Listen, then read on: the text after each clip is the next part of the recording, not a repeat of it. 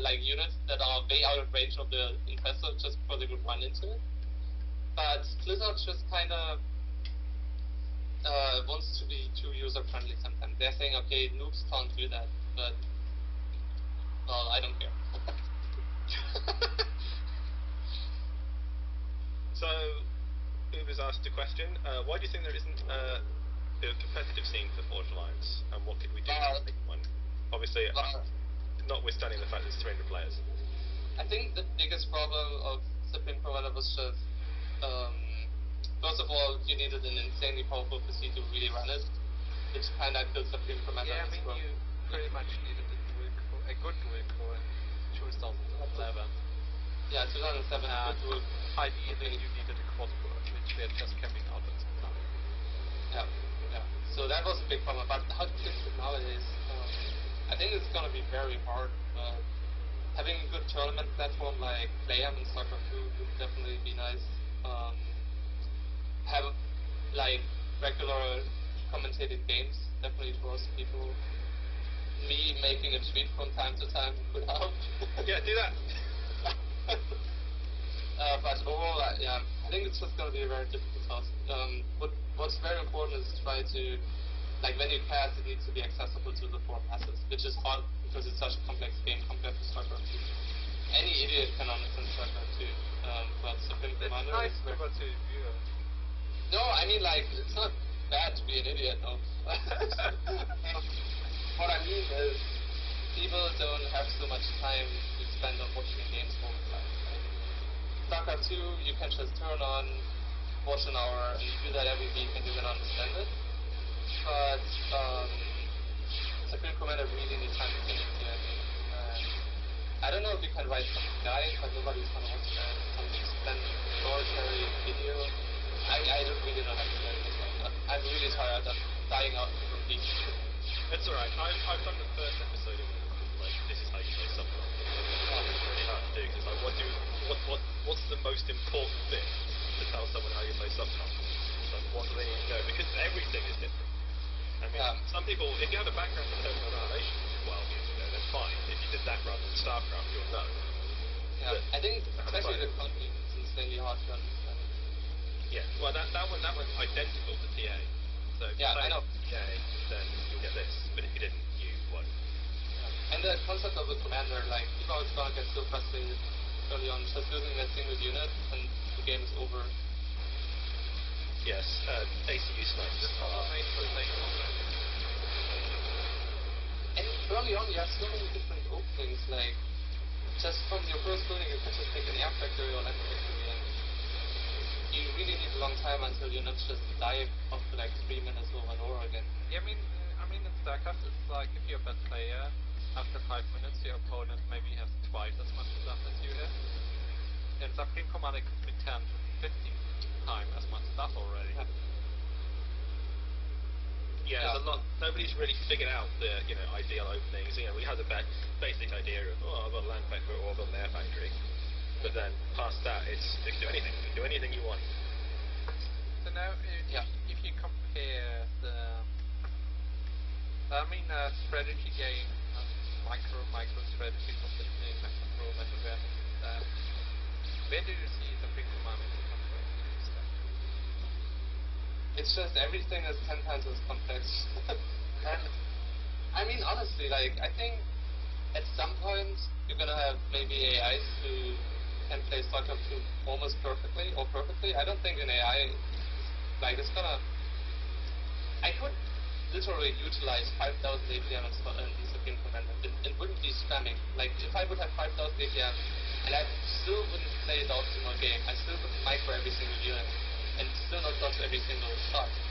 In StarCraft 2, I think if you have 500 APM, you're gonna get some point where, of course, you could still like gain 0.01% of like in the quantum setting, like some more APM than 500 or something. But Supreme Commander just doesn't have limits.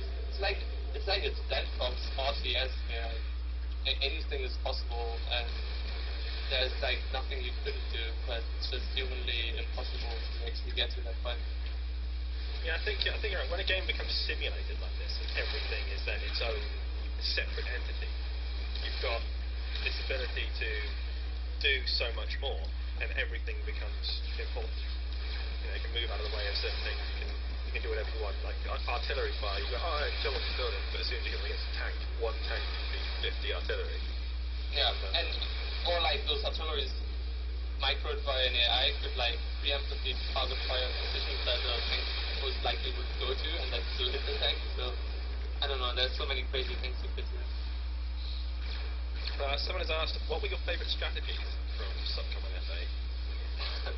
I mean, obviously, my very favorite was probably my ACU in enemy bases, and my second favorite was dropping a ton of artilleries. Artillery and Subcom are very, very cheapy and almost costs nothing, and has as much DPS as like the ACU. It's very tall. So if you drop like 40 of those artilleries, you could destroy an entire enemy base in 5 seconds. And sniping ACU definitely was fun. I had really nice fun because my opponent could have 300 supply more than me, and if you kill the ACU because you do some kind of sneaky attack, taking out air defense and then coming in with a truck or like some missiles and stuff, you can still win the game. That was the most satisfying feeling I ever had in any RTS. Yeah, ACU snipes so much fun. I miss that. Yes, the Mercies were so good for that. Everyone was, playing against Aeon, but it built so much air. Do you have a particularly memorable game? As you said, you go and watch old games that you played. Do you have a particular favourite that you like to watch? I think my very favorite is I played together. It was like a 2v2v2. That's one of my favorites. That TBO and I played against. I don't know what the team is anymore. I think Sir Louis was in there, Rinsilla and Adlerman probably, Voltron maybe. And it was that map that has an ocean around and a tunnel in the middle. What was its name? Rowan. It was like it was a red map. It was a red map. It was like one big island. No, it was one big landmass, but it had an Bermuda Locket. Oh yeah, it was. Yeah, I said it. Oh yeah, Bermuda Like Locket. Yeah. That's it. And I think Aurelio and I were insanely far behind, and then we just started to do the most crazy drops and won the game still. Which was what I think I did like a fair board drop with like 150 out of like 1 artilleries or something. I remember that he just dropped so much stuff. He just looked back at his base and gone. Yeah, it was so funny, and like that was back then in the time where they had like mass farms. And if you kill like one Tech 3 power generator, the entire base would blow up. So that was very hilarious. I hope I find those mods still. I think they're on Quad B something. I think that one is. I think that one still is on Quad B. One that I don't think is on Quad B, which was so hilarious to cast, was you playing as Sir Louis on that new map that didn't have land in places or sea. It was just sky. And I thought you were pretty dead. And for some reason he was like, oh, I better drop my ACU somewhere safe. Dropped it through the clouds and died.